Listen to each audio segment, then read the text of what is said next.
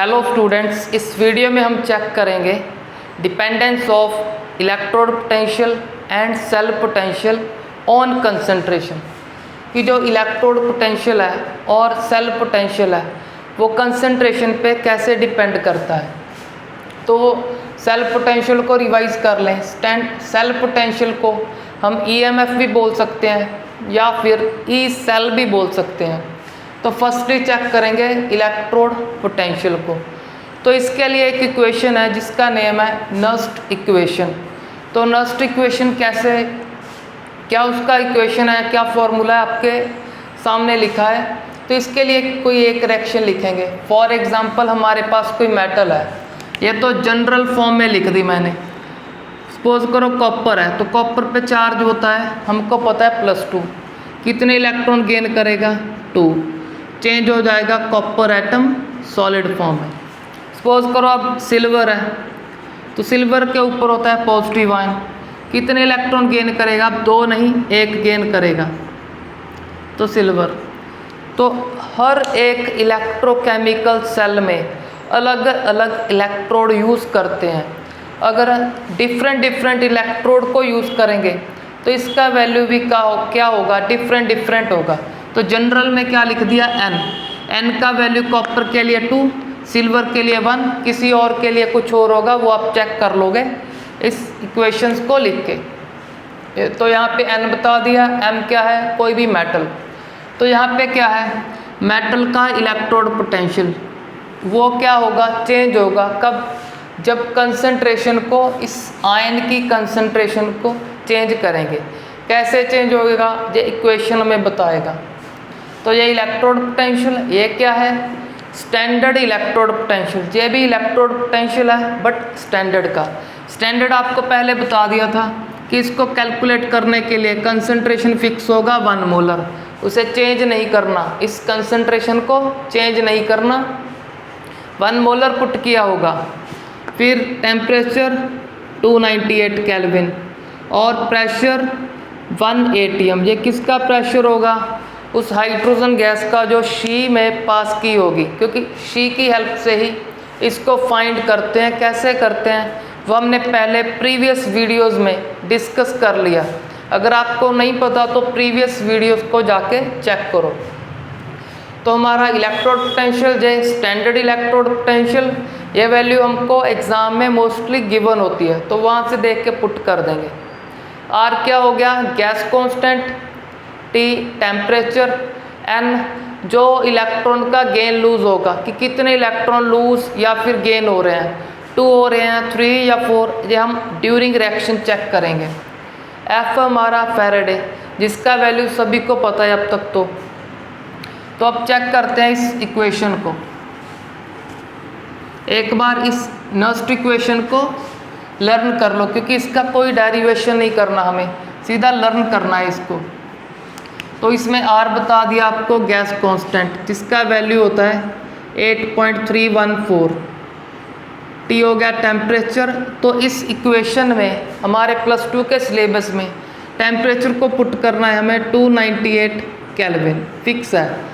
अकेला चेक किसको करना है? कंसंट्रेशन को, उसको वेरी करेंगे, सिर्फ कंसंट्रेशन को। एफ का वैल्यू हो गया 1 फैराडे का वैल्यू 96500 कूलम।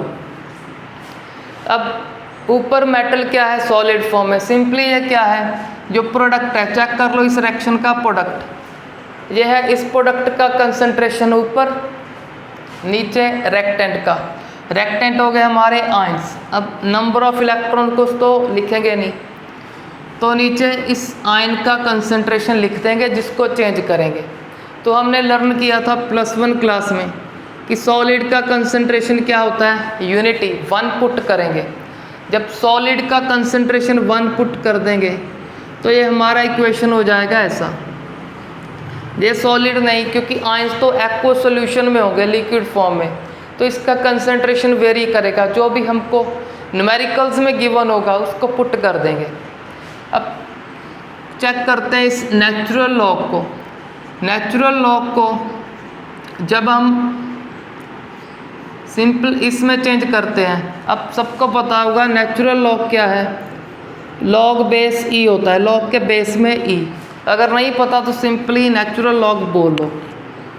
अब नेचुरल लॉग को किस में चेंज करना है, उसके बेस में ई नहीं, उसके बेस में 10, इसमें चेंज करना है इस नेचुरल लॉग को। तो क्या करना पड़ता है, हमें ये रिलेशन लर्न करना होगा कि 2.303 लॉग बेस 10 किसके इक्वल होगा, नेचुरल लॉग। तो इस नेचुरल लॉग को इसमें चेंज कर देंगे। आपको 10 लिखने की नीड नहीं, बस एक बार लर्न कर लो कि नेचुरल लॉग क्या है, लॉग बेस ई। यहाँ पे क्या है, लॉग के बेस में 10। बाद में इसको हम मेंशन नहीं करेंगे कि बेस में 10 है, तो अब इसकी जगह क्या लिख देंगे, नेचुरल लॉग की जगह जे लिख देंगे। तो ये हो जाएगा हमारा 2.303 और इसको कर रहा हूँ इरेज। आप वीडियो को पॉज करके नोट कर लेना। तो यहाँ पे लिख देंगे, ये सारी वैल्यू को इरेज कर रहा हूँ, बाद में इसमें पुट कर देते हैं। यहाँ पे r का वैल्यू भी पुट कर देते हैं, 8.314, t हो गया 298, ये कर दिया LOG। क्यों, क्योंकि पहले ही मल्टीप्लाई कर दिया इस नंबर के साथ। फिर n का वैल्यू तो हमें रिएक्शन से ही पता चलेगा, क्योंकि सभी रिएक्शन का n का वैल्यू सेम नहीं होगा, हर एक रिएक्शन का डिफरेंट होगा। बट f का वैल्यू सेम है 96500। यहाँ पे लॉग में क्या बचेगा हमारे पास, 1/आयन का कंसंट्रेशन। अब ये हमारा नेक्स्ट इक्वेशन कुछ ऐसा फॉर्म हो जाएगा। चलो डैश नहीं लगाते, इसको लिख देते हैं। तो ये हमारा इक्वेशन हो जाएगा E0 mn पॉजिटिव m। तो इस सारी वैल्यूज़ की कैलकुलेशन क्या है, इसको लर्न करो। ये होती है हमारी 0.059 सिंपल डिवाइड बाय n। तो लॉग में क्या बचा, लॉग में बच गया 1 by concentration of ions, metal के जो आयंस हैं उनका कंसंट्रेशन। तो ये हमारे पास नेक्स्ट इक्वेशन आ गया।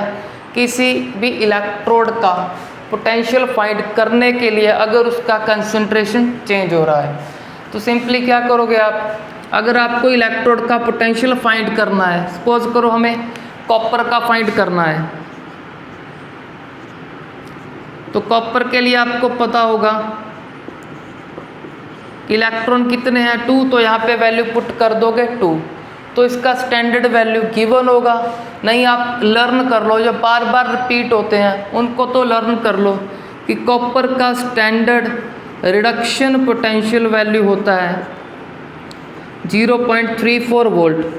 तो स्टैंडर्ड पे नॉट लिखा होता है, तो ये वैल्यू यहाँ पे पुट करोगे, इसका वैल्यू पुट कर दोगे 2। तो इसको कर रहे हैं इरेज, स्टैंडर्ड वैल्यू तो हमने पुट कर दिया, इसको भी कर रहे हैं इरेज, क्योंकि इससे n का वैल्यू सभी को मोस्टली लर्न ही है। अब कंसंट्रेशन सपोज कर लो आपको गिवन कर दिया कॉपर आयन का 0.01 मोलर। तो सिंपली क्या करोगे, लॉग में यहाँ पे पुट कर दोगे 0.01।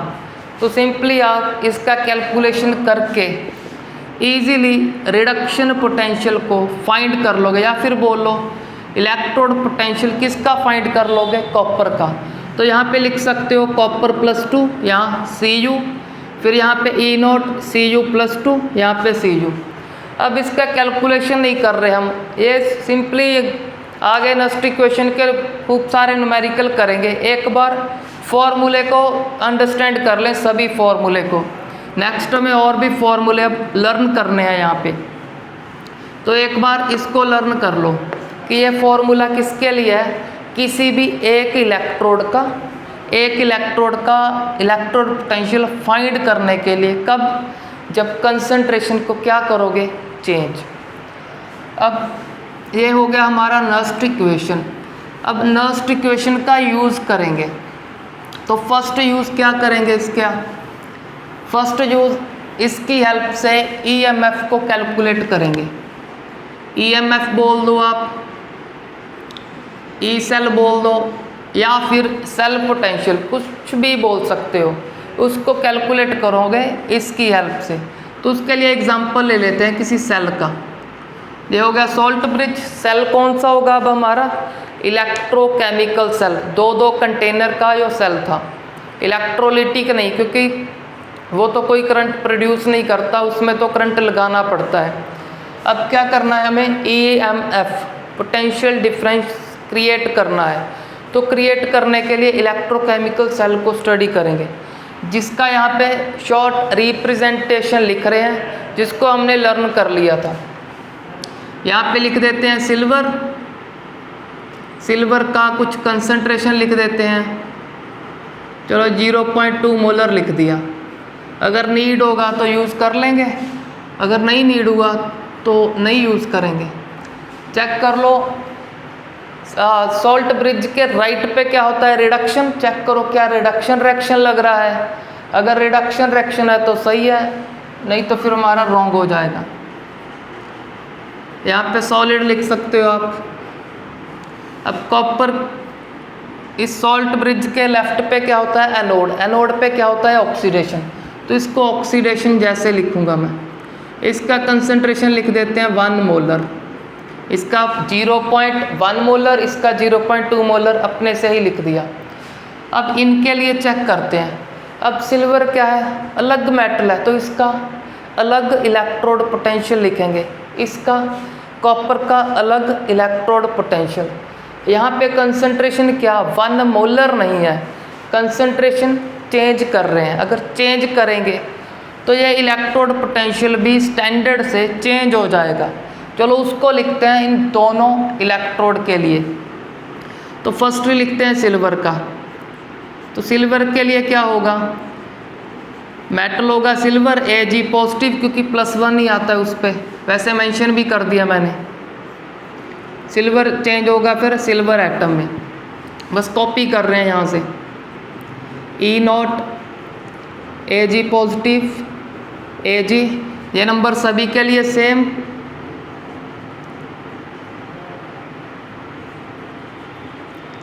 इसको 1 मत पुट करना, बाद में चेक करेंगे क्या पुट करेंगे। एक बार n लिख दिया मैंने, फिर लॉग में नीचे कंसंट्रेशन, इसका कंसंट्रेशन का वैल्यू नहीं पुट कर रहा, आयन को पुट कर रहा हूँ बस। वैल्यू को बाद में चेक करेंगे कैसे पुट करेंगे। एक बार आयन लिख दिया, भी आयन क्या है? Silver ion.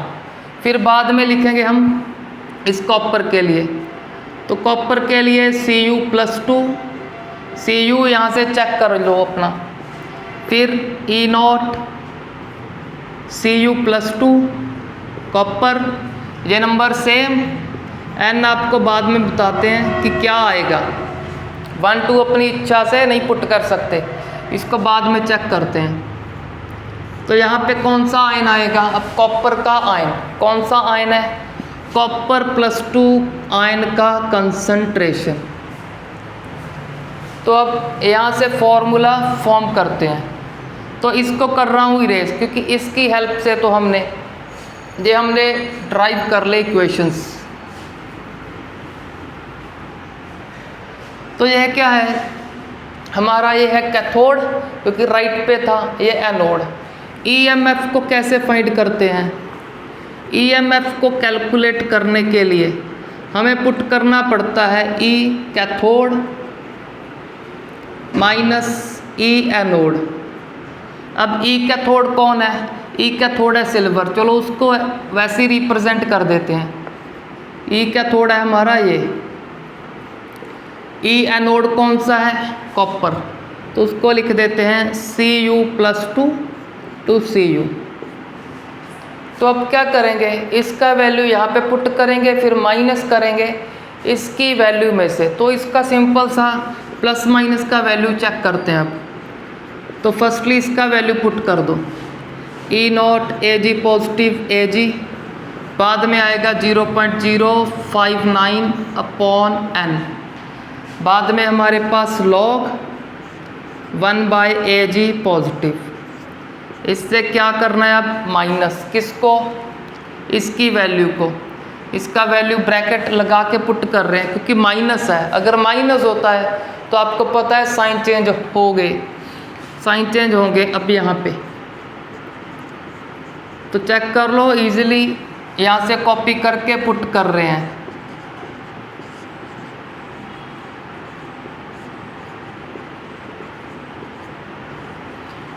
अब चेक करो, यो ई नोट की वैल्यू है। अब चेक कर लो, यहाँ तो लिख दिया EMF। EMF नहीं लिखना तो आप ई सेल लिख सकते हो, जो आपकी इच्छा लिख सकते हो। अब ई सेल किसके इक्वल आएगा? अब ई नोट में से ई नोट का वैल्यू प्लस माइनस कर लो, जो भी हो सकता है।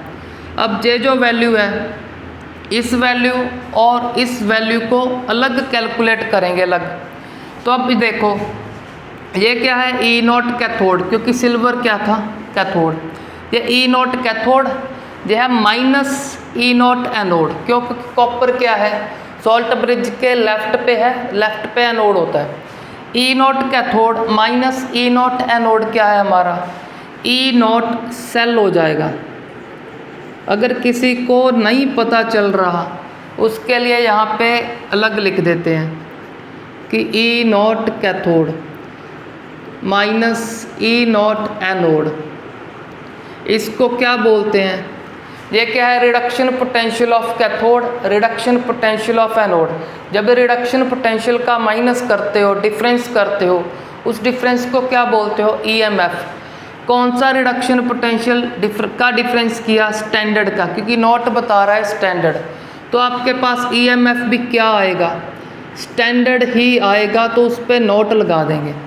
तो सिंपली मैं ई नोट सेल लिख दिया, क्योंकि ये कैथोड था, ये एनोड था। ई नोट कैथोड माइनस ई नोट एनोड को ई नोट सेल ही बोलते हैं। तो इसका कैलकुलेशन हमारा हो गया।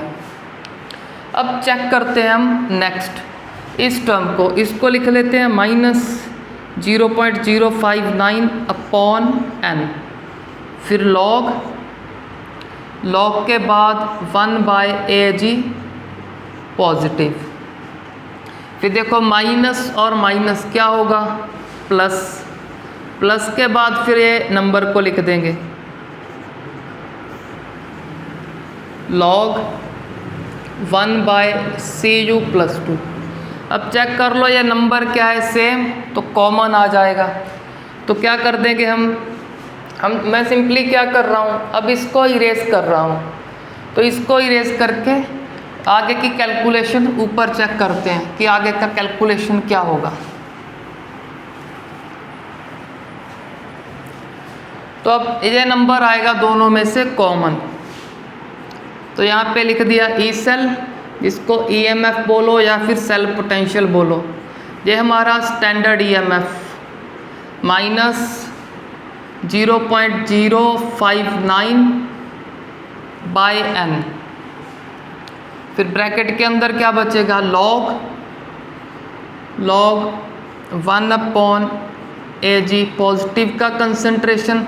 अब चेक कर लो, माइनस को क्या रख लिया बाहर, इसका मीनिंग क्या हुआ, माइनस अब कॉमन आ रहा है। जब माइनस कॉमन आएगा यहाँ पे क्या पेंडिंग बचेगा, माइनस। अगर किसी को नहीं समझ आ रहा तो उसके लिए रिवर्स कर लेते हैं। रिवर्स का मतलब, अब चेक करो, अब ये नंबर तो सबको इजीली अंडरस्टैंड हो गया होगा कि ये कॉमन लिख दिया, चलो ठीक है। माइनस कैसे कॉमन किया, अब चेक करो, अगर माइनस से मल्टीप्लाई करोगे, ये नंबर यहाँ पे मल्टीप्लाई होगा और इसके साथ अटैच होगा माइनस। चेक कर लो इसमें भी क्या अटैच है, माइनस। अब अगर यहाँ पे मल्टीप्लाई करोगे तो नंबर आ जाएगा एज इट इज़, और नेगेटिव से मल्टीप्लाई होकर क्या कर देगा, पॉजिटिव। तो ये सिंपल सा है, माइनस कॉमन जब करोगे तो यहाँ पे नेगेटिव आएगा।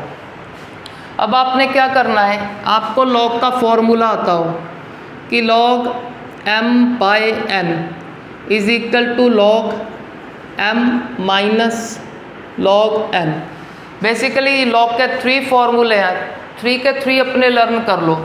एक होता है log mn, जब mn एंड मल्टीप्लाई में है उसका फॉर्मूला क्या है, log m first term plus log n। But जब m और n डिवाइड में हो तो क्या करते हैं, log m में से माइनस करेंगे log n को, और लास्ट फॉर्मूला है log m की पावर n। इसको क्या कर सकते हो, पावर को आगे लिख सकते हो n log फिर m। तो ये 3 बेसिक फॉर्मूले लॉग के अपनी कॉपी पे राइट कर लो। अब यूज़ करेंगे हम इस फॉर्मूले को। अब चेक करो, आपके पास log m भी है, log ये सारे का सारा m, माइनस भी है और log n भी है। इसका फॉर्मूला क्या लिख दोगे, log m बाय n, ऊपर फर्स्ट वैल्यू फिर सेकंड वैल्यू नीचे। तो यहाँ पे लिखते हैं E not cell minus 0.059 by n। अब ये हमारा log m है तो m को लिख देंगे ऊपर। अब नीचे क्या है n, तो n को लिख देंगे नीचे।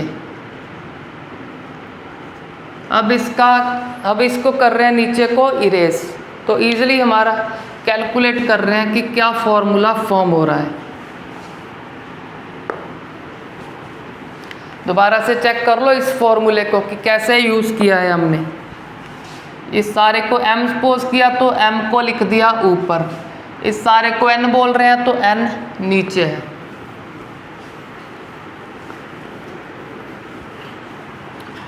अब चेक करो इसमें क्या होगा, इसको बार बार बोल रहा हूँ, ई सेल लिख दो या फिर EMF लिख दो, कुछ भी लिख दो सेम ही बात है।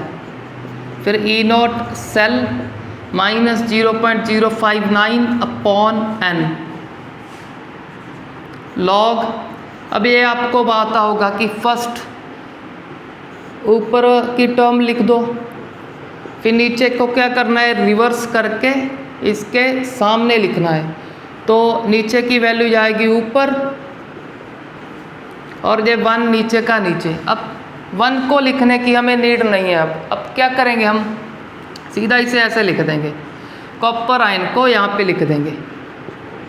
तो ये रहा हमारा कॉपर आयन।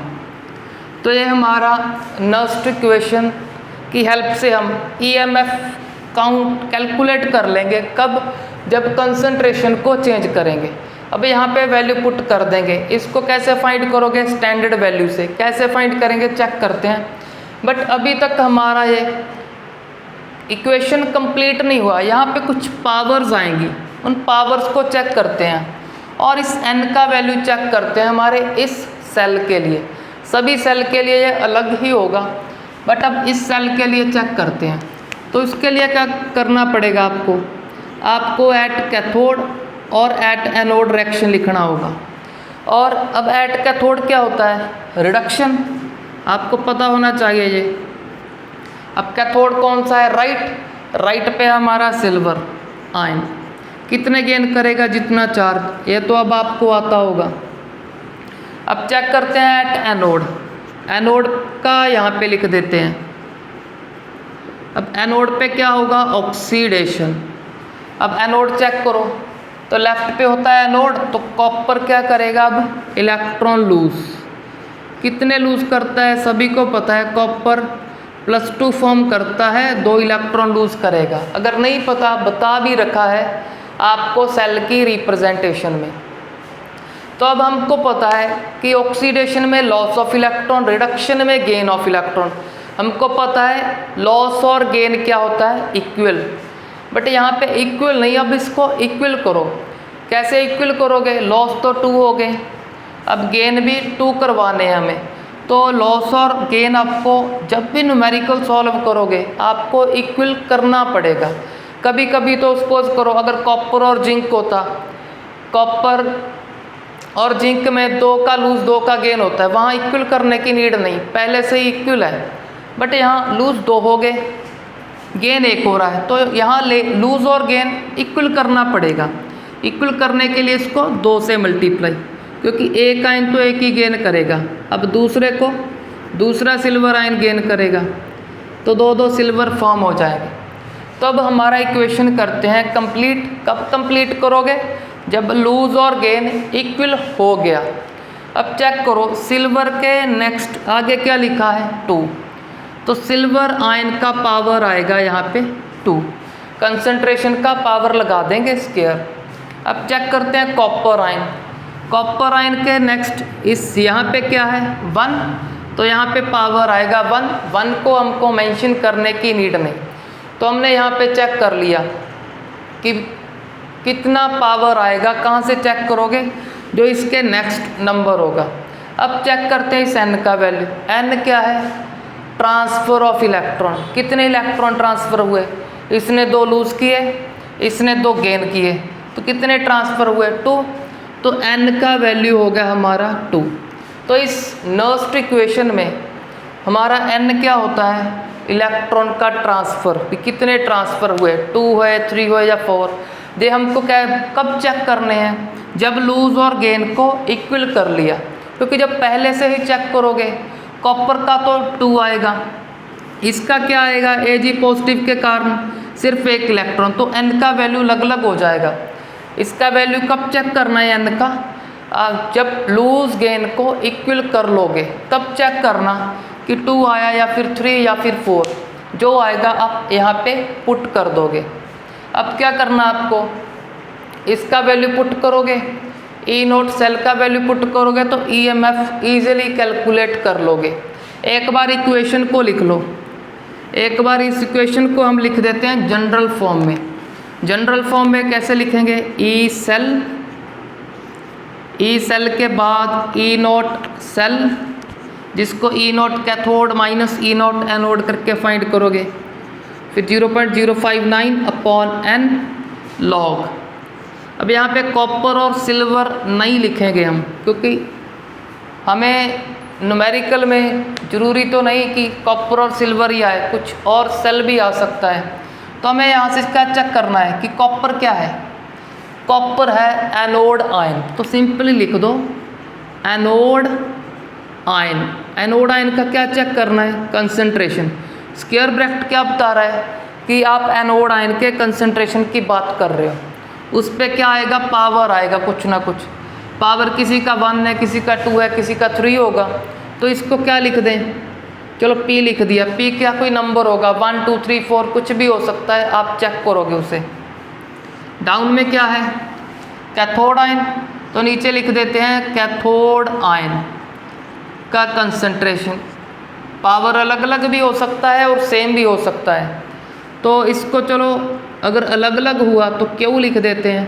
क्यू चेक कर लेना अपना 1 2 3 4 क्या है। तो ये जनरल सा इक्वेशन बन गया for calculation of E cell for electrochemical cell. अब मूव करते हैं हम नेक्स्ट कंसेप्ट पे। तो हमारा नेक्स्ट कंसेप्ट क्या है,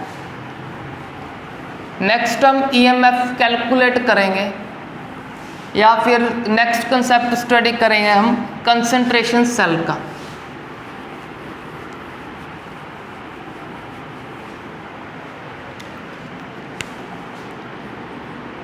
कंसंट्रेशन सेल। अब कंसंट्रेशन सेल किन्हें बोलते हैं, कंसंट्रेशन सेल बेसिकली उन सेल्स को बोलेंगे जिसमें कैथोड और एनोड सेम मटेरियल का है। कैथोड भी कॉपर का, एनोड भी कॉपर का। अगर कैथोड एनोड दोनों कॉपर के हैं, दोनों में सोल्यूशन किसका होगा, कॉपर के सल्फेट का, या सिर्फ बोलो कॉपर का ही सोल्यूशन होगा, वो कॉपर सल्फेट या फिर कॉपर का कोई भी सॉल्युबल सॉल्ट ऐड कर सकते हो।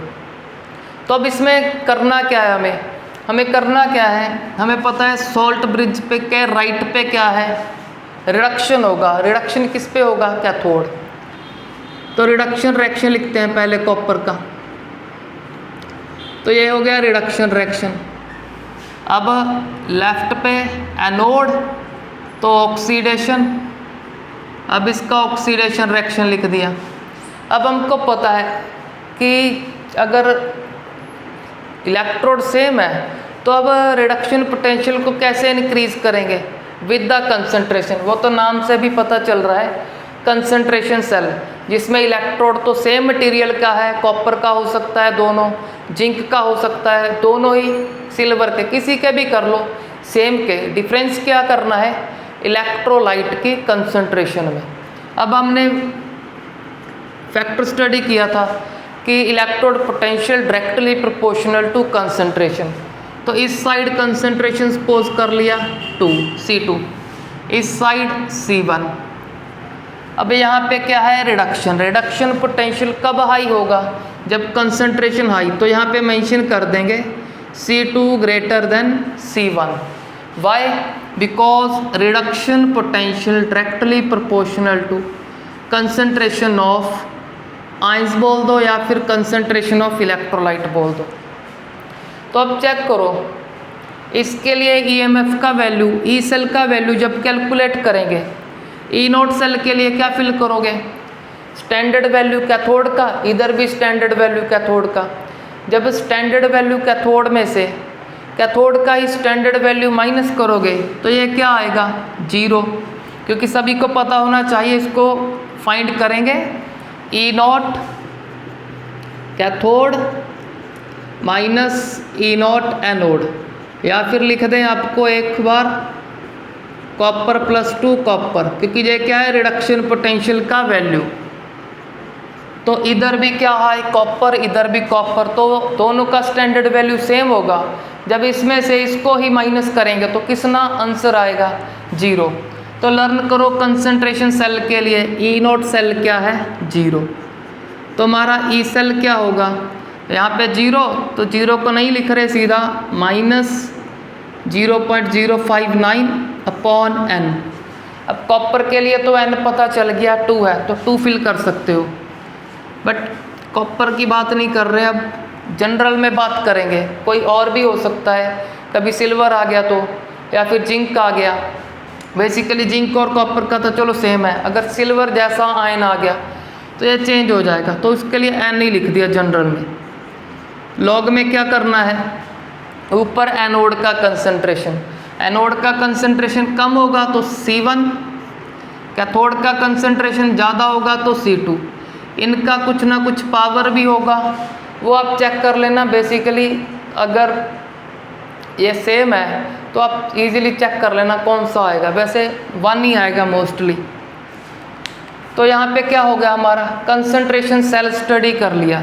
तो कंसंट्रेशन सेल के लिए सिंपल सा ये फॉर्मूला हो गया, उसमें से ये कैंसिल हो गया, 0 हो गया।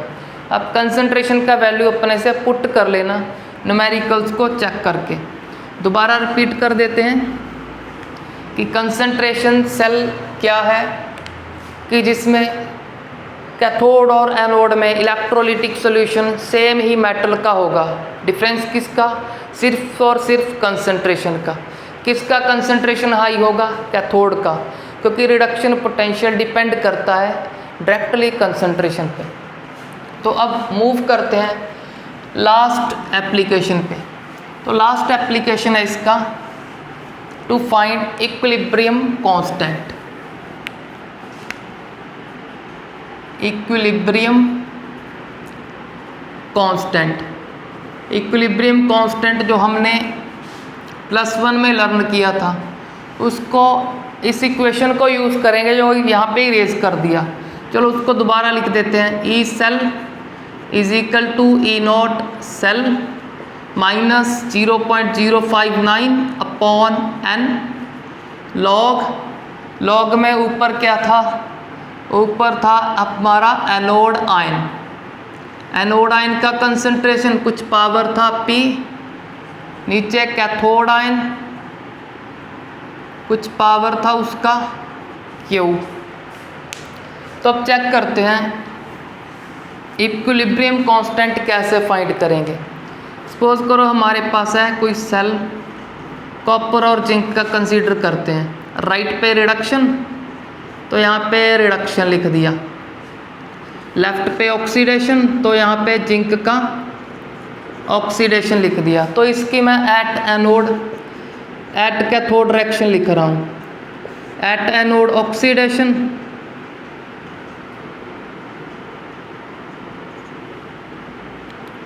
एट एनोड ऑक्सीडेशन सभी को पता है लॉस ऑफ इलेक्ट्रॉन। थोड़ा फास्ट करते हैं क्योंकि अभी तो हमको ये रिएक्शन इजीली आती है, क्योंकि बहुत बार इस रिएक्शन को चेक कर लिया हमने।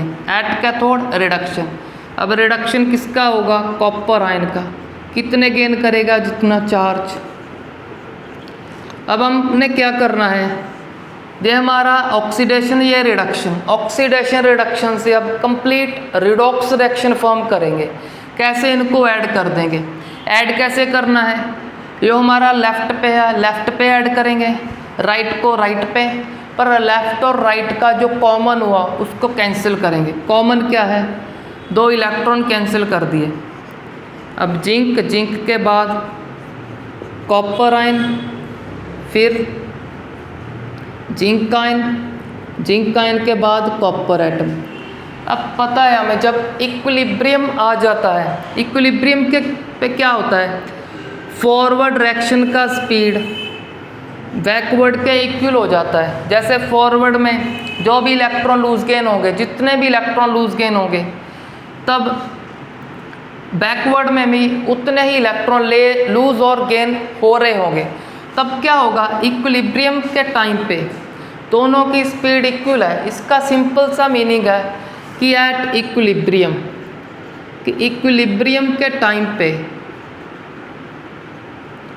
Reduction potential of cathode is equal to reduction potential of anode. अब ये क्या क्यों बोल रहे हैं हम, क्यों हमने चेक किया था कि इलेक्ट्रोकेमिकल सेल में, इलेक्ट्रोकेमिकल सेल में इलेक्ट्रॉन कहाँ से कहाँ मूव करते हैं, एनोड से कैथोड पे मूव कर रहे थे। अब बैकवर्ड डायरेक्शन का मीनिंग क्या है, जब फॉरवर्ड में ऐसे मूव करेंगे एनोड टू कैथोड, तो बैकवर्ड में कैथोड टू एनोड। इक्विलिब्रियम के टाइम क्या होगा, दोनों की स्पीड फॉरवर्ड के इलेक्ट्रॉन सेंड करने की और बैकवर्ड के इलेक्ट्रॉन सेंड करने की स्पीड क्या हो जाएगी, सेम। तब हम ये बोल सकते हैं अगर कैथोड और एनोड का रिडक्शन पोटेंशियल ही सेम हो गया तो ईएमएफ को कैसे फाइंड करते हैं, ईएमएफ को फाइंड करते हैं reduction potential of cathode minus reduction potential of anode. तो ईएमएफ या फिर इसको ई सेल बोल दो, इसका वैल्यू क्या हो जाएगा, 0। तो ये हमारा ईएमएफ या ई सेल क्या है, 0। कब, एट इक्विलिब्रियम। तो इक्विलिब्रियम पे इसका वैल्यू 0। इसका 0 मत बोल देना, क्यों, क्योंकि ये तो स्टैंडर्ड वैल्यू से फाइंड करेंगे। इसका स्टैंडर्ड वैल्यू 0.34, इसका -0.76। इसको 0 नहीं करना, ये स्टैंडर्ड वैल्यू है, स्टैंडर्ड से ही फाइंड करनी है। यहाँ पे 0 क्यों लिखा, इक्विलिब्रियम को सपोज कर लिया कि आ गया, तब ये वैल्यू 0 हो जाएगा। अब चेक करो, इक्विलिब्रियम कांस्टेंट हमें फाइंड करना है। बेसिकली यहाँ पे क्या होता है हमारा, हमने सॉलिड का कंसंट्रेशन क्या पुट कर देते हैं, सॉलिड का कंसंट्रेशन 1 पुट कर देते हैं। तो अब क्या करेंगे, 1 नहीं पुट करेंगे, इक्विलिब्रियम कांस्टेंट को चेक करेंगे। बेसिकली यहाँ पे इक्विलिब्रियम कांस्टेंट ही होता है, कैसे होता है चेक करते हैं उसको। अब इक्विलिब्रियम कांस्टेंट इस रिएक्शन से लिखेंगे, कैसे हमने +1 में लर्न किया था। ऊपर प्रोडक्ट का कंसंट्रेशन, प्रोडक्ट क्या है, जिंक आयन, और क्या है, कॉपर एटम। रेक्टेंट नीचे डिवाइड कर देंगे रेक्टेंट के कंसंट्रेशन से, zinc atom and copper ion. तो ये क्या है हमारा, बेसिकली इक्विलिब्रियम कांस्टेंट हमने लिख लिया with the concept of +1 class. +1 class का ये कंसेप्ट है। अब चेक करो, सॉलिड का कंसंट्रेशन क्या पुट करते हैं, 1। जब यहाँ 1 पुट करोगे, ऊपर क्या बचा, चेक कर लो हमारे सेल के अकॉर्डिंग, एनोड आयन। यहाँ पे भी क्या है, एनोड आयन।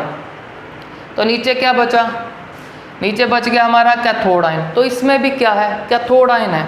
तो बेसिकली ये 1 है, उसको डिस्टर्ब नहीं करेगा। तो इसको क्या बोल सकते हैं हम, कि ये लॉग में हमारा इक्विलिब्रियम कांस्टेंट ही है। अगर इक्विलिब्रियम कांस्टेंट ही है तो इसको लिख देते हैं नेक्स्ट -0.059 अपॉन, चलो इसको करते हैं अब इरेज, अपॉन n।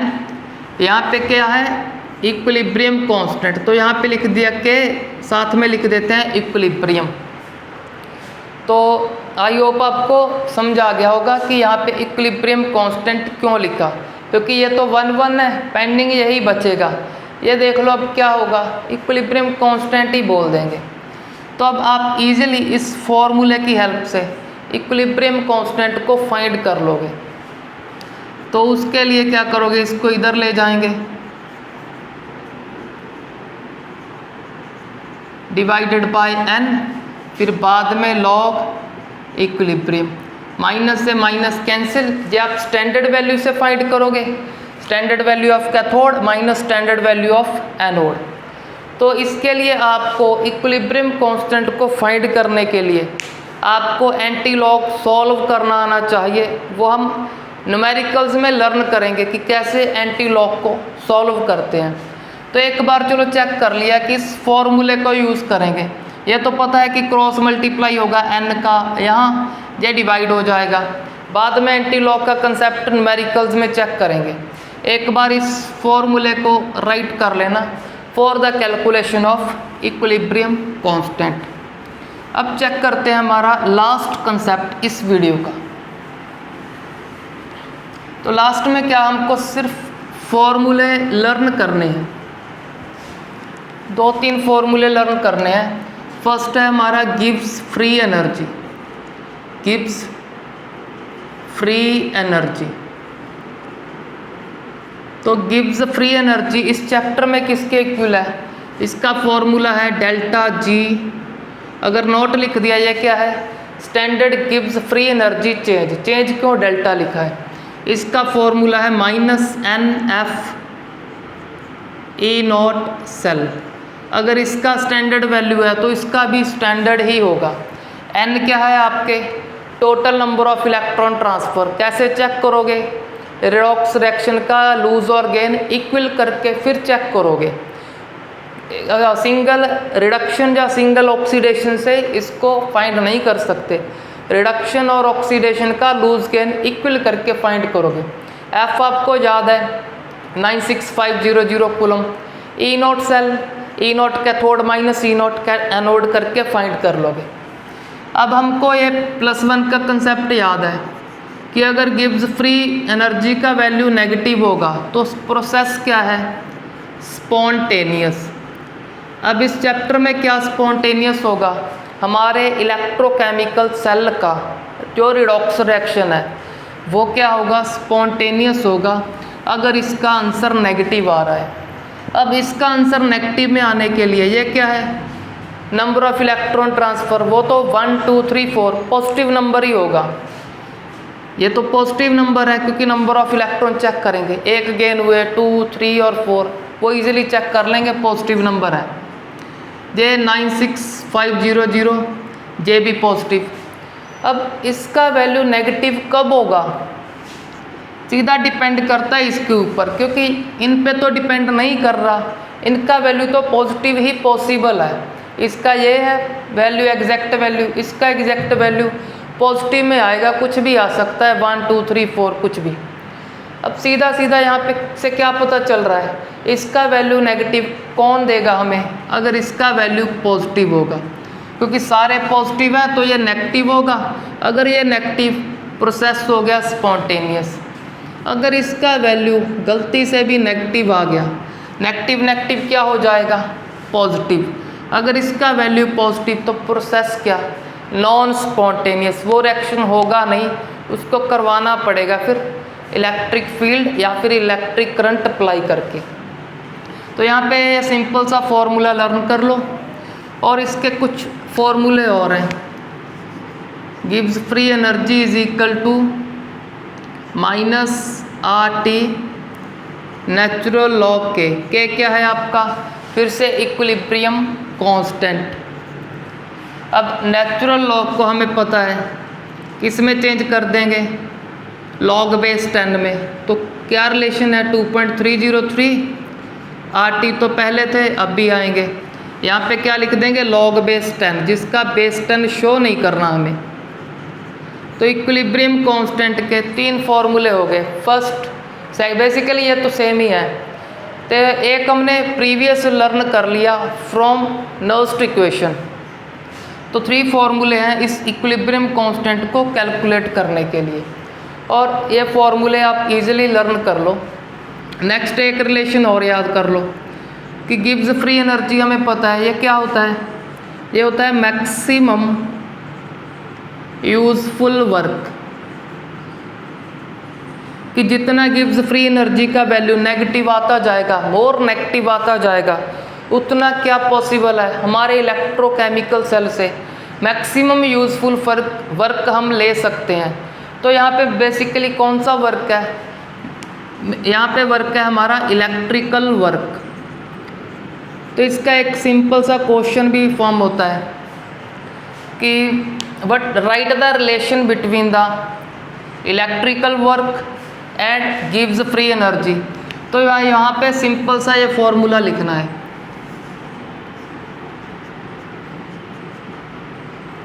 तो हमारा ये फॉर्मूला हो गया,